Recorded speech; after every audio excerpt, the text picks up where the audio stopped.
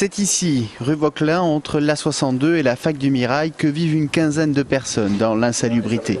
Ils sont retraités, chômeurs de longue durée ou anciens SDF. Pour s'offrir un toit avec des revenus très modestes, ils se sont vus proposer ces logements par une association. Je suis retrouvé dans ce logement en passant par le Partalim que l'ancien propriétaire avait contacté parce qu'il avait des problèmes pour pouvoir faire les travaux, pour pouvoir aménager. On devait l'aider.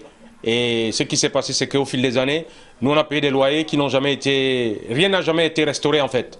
Pour certains, voilà 15 ans qu'ils habitent ici et paient chaque mois 260 € par logement. Une affaire juteuse pour les propriétaires, mais en mars 2009, les services d'hygiène de la préfecture déclarent les lieux insalubres et le versement des loyers est suspendu depuis.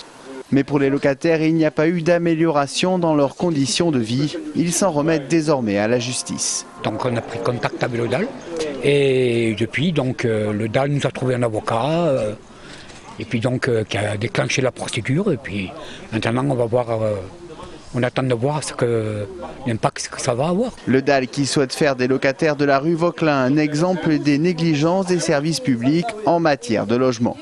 Tout le monde est fautif. Le Conseil général qui a confié à des associations le logement de certaines personnes ici, ça ne devrait pas se faire non plus. La préfecture qui traîne, qui devrait obliger à faire des travaux.